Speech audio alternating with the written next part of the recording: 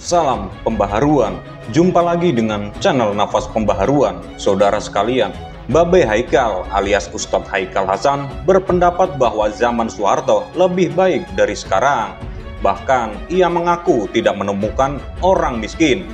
Pernyataan itu disampaikan Babe Haikal di hadapan para jemaah. Videonya beredar di sosial media baru-baru ini dan buat heboh warganet. Seorang warganet dengan akun Twitter @gadisresidu_b3 mengunggah video itu. Sebagaimana dilansir terkini.id pada Rabu 10 Agustus 2022.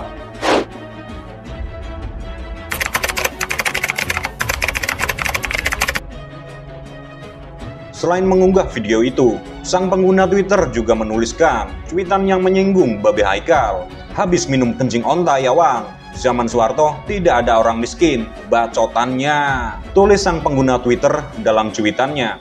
Dalam video itu, Babe Haikal juga membahas soal program-program Presiden Soeharto.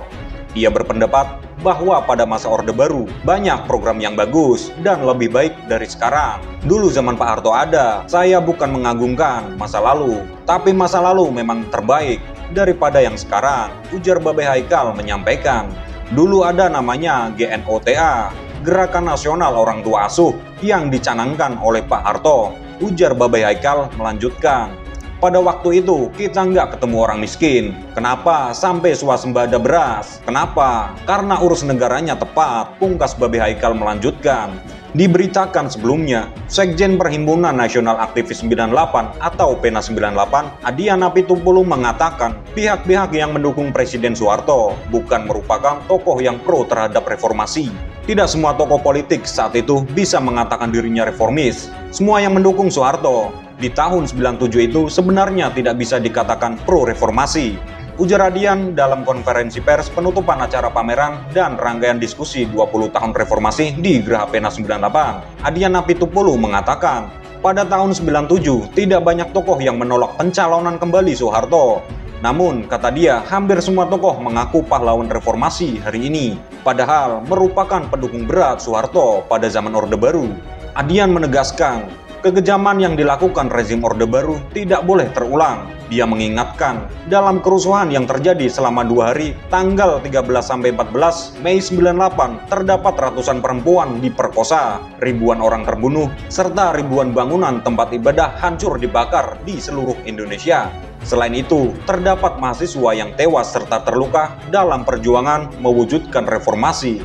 Dari luasnya dan keserentakan peristiwa itu, kita tidak bisa menyimpulkan ada kekuatan besar yang menggerakkan itu, dan sampai saat ini siapa pelakunya tidak pernah terungkap. Jelasnya, Adian menegaskan sudah 20 tahun publik menunggu pengungkapan dalang rentetan peristiwa tersebut, namun tidak pernah ada kesanggupan untuk mengungkapkan lantaran kekuatan pelaku yang masih sangat besar, baik secara politik maupun ekonomi. Tapi cepat atau lambat semua akan terbongkar. Mereka tidak bisa membohongi orang selama-lamanya, tegas Adian. Adian menegaskan, kekuatan aktivis 98 saat ini telah menyebar di banyak posisi pemerintahan dan swasta. Kekuatan itu, menurut dia, akan mampu mengungkap pelaku rentetan peristiwa kekerasan menjelang reformasi. Di lain kesempatan, Adian Apitupulu mengharapkan agar kejadian tragedi Trisakti pada 12 Mei 98 tidak kembali terulang. Untuk alasan apapun juga, bangsa Indonesia tidak boleh kembali ke masa lalu, kata Adian saat berziarah ke makam pahlawan reformasi di TPU Tanah Kusir, Jakarta Selatan. Adian mengatakan, masyarakat dikekang dan terbelenggu oleh kekuatan otoriter selama masa Orde Baru, sehingga memancing pergerakan elemen mahasiswa dari seluruh Indonesia. Adian juga menegaskan, Indonesia untuk alasan apapun tidak boleh balik ke zaman di mana nyawa tidak ada harganya, zaman di mana orang tidak bisa bicara, zaman kebebasan dibelenggu sedemikian rupa. Saat ini, lanjut Adian, ada banyak kemajuan yang dirasakan masyarakat di dalam menjalani sistem demokrasi pasca reformasi. Indonesia sedikit demi sedikit menunjukkan keseriusannya untuk menerapkan prinsip negara demokrasi. Itu membuktikan meninggalnya mereka tidak sia-sia. Ketika buruh berserikat, orang boleh berkumpul mengeluarkan pendapat dengan sebebas-bebasnya. Itu sekali lagi menunjukkan meninggalnya mereka tidak sia-sia. Ketika lahir ada KPU, ada KPK, dan sebagiannya sekali lagi meninggalnya mereka tidak sia-sia, ujarnya.